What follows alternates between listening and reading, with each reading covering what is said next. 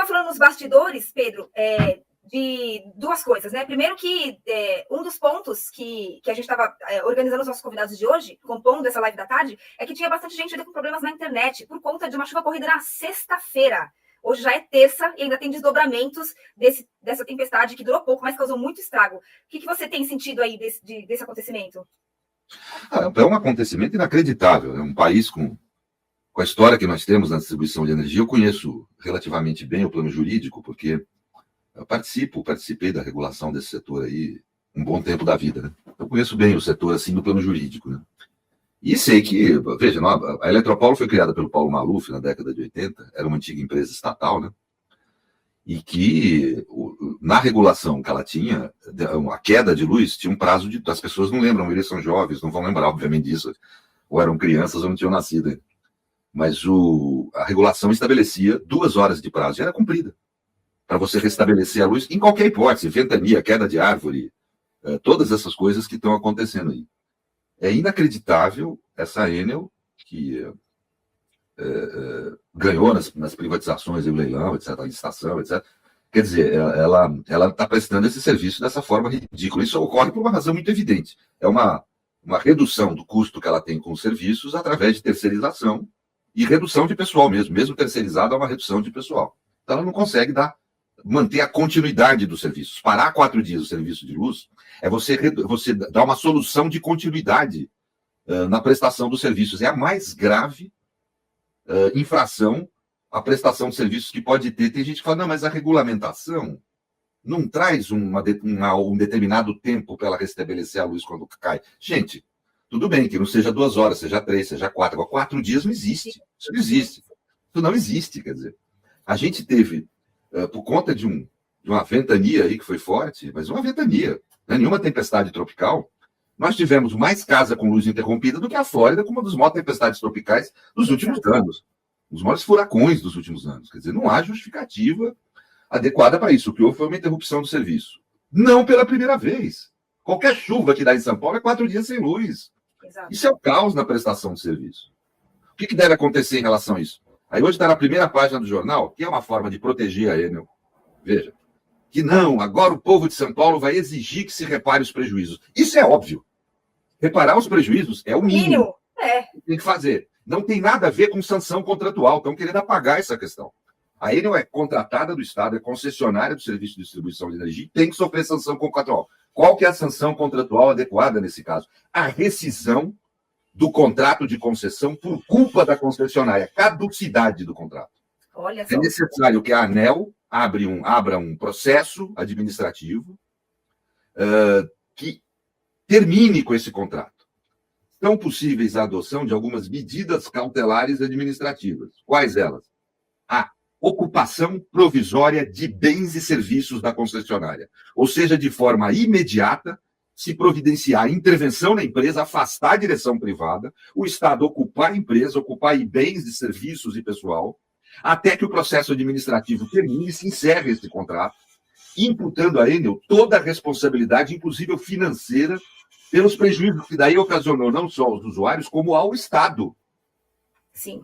A Enel tem que pagar pelo prejuízo que está ocasionando aos usuários, a nós, mas também pelos prejuízos que ocasiona ao Estado. E tem que perder o contrato administrativo, não permitindo a ela que participe mais de licitação aqui pelo prazo que a lei estipula.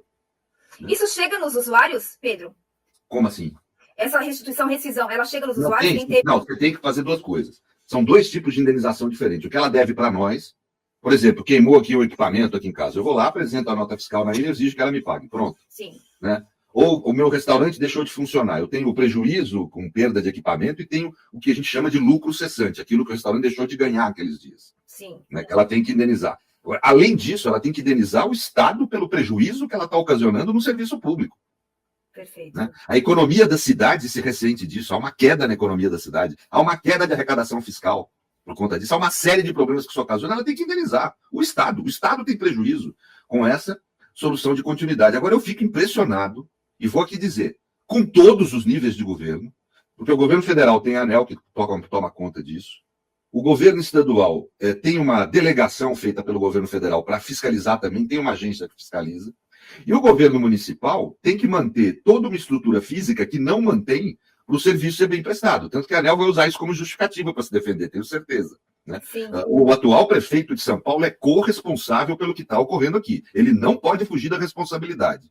Ele não tem feito a zeladoria dos bens públicos municipais de uso comum do povo, as ruas, as árvores, né? A estrutura toda, né? De forma adequada. Ele não tem exigido que os fios sejam aterrados na cidade. Sim. Não tem providenciado isso, inclusive, essa era uma obrigação contratual que a ANEEL também teria. Mas existem outras concessionárias de televisão, etc. É a prefeitura quem tem que coordenar isso e aterrar esses fios. Inclusive que esse problema não ocorra mais. Né?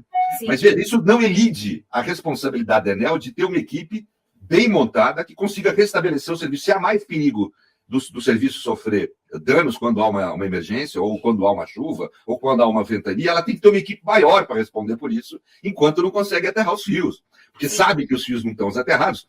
E é, obviamente, imprevisível que uma tempestade, que uma chuva vai ocorrer, um vento, uma ventania vai ocorrer, mas é imprevista, porque não tem como prever, mas é previsível. A gente sabe que chega essa época do ano, vai acontecer. Claro, Alguém aqui tem dúvida que vai chover, vai dar mais vento, vai dar mais perda de... Ninguém tem. Ela teria que ter se preparado com a contratação de pessoas para poder enfrentar isso. Ela não fez isso.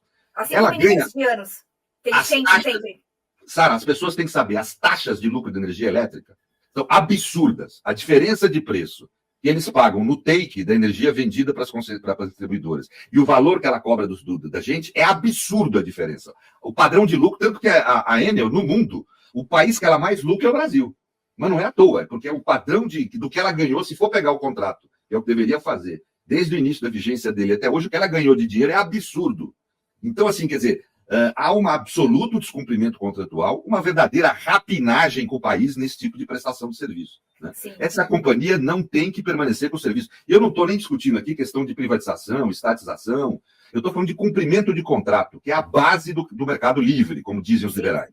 Se você for discutir mercado livre, é a proteção dos contratos, o que significa dizer que os contratos sejam realizados. Quando eles não são realizados, tem que ter sanção. Essa que é a forma como você protege o mercado. É história para boi dormir, vi dizer que isso afugenta investidor. O investidor entende na hora.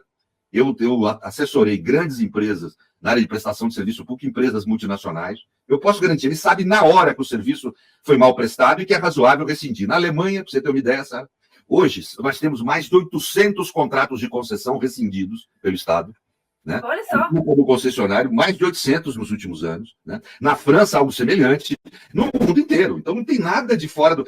Uma coisa é você chamar o investidor para investir e vem aqui e estatiza, por exemplo, o serviço sem motivo. Quando não há cumprimento do contrato, como é o caso da Enel, é pacífico no mundo, que isso não afugenta ninguém. O investidor, aliás, ele prefere países onde os contratos sejam cumpridos, para um lado e para o outro, porque isso lhe dá segurança jurídica. Né?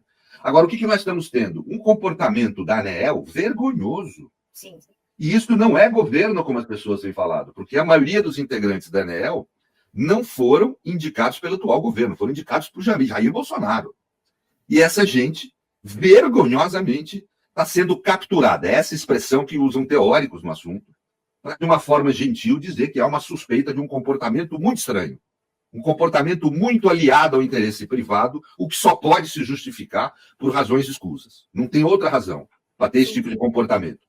Então, agora, corretamente, o governo, só para terminar, me desculpe, o assunto me parece relevante, eu tenho que falar, estou com raiva disso. Né, que isso movimenta muita gente, né, esse tipo de afeto. Mas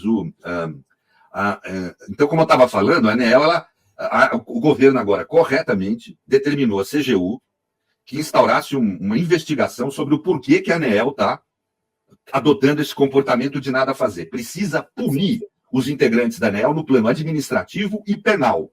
Eles têm mandato, mas esse mandato está sujeito a ser interrompido caso eles cometam ilicitudes. Essa postura em relação à Enel é absolutamente ilícita e levanta séria suspeita de captura da agência, de corrupção da agência.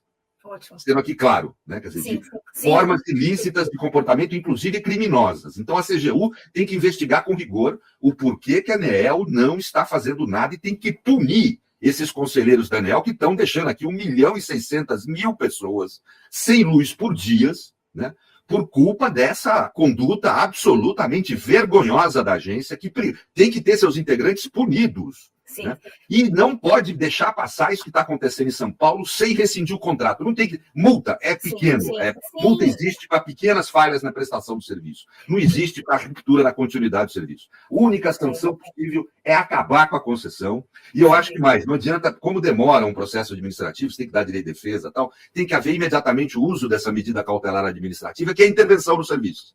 O Estado afastar a direção privada, ocupar bem serviços e estrutura da concessionária e passar o Estado a conduzir esse serviço até que se rescinde o contrato e, eventualmente, se faça uma nova licitação. Mas na mão dessa gente criminosa que está aí, dessa empresa, que está cometendo esse crime contra a cidade de São Paulo, não pode ter nenhum tipo de vacilo, tem que intervir.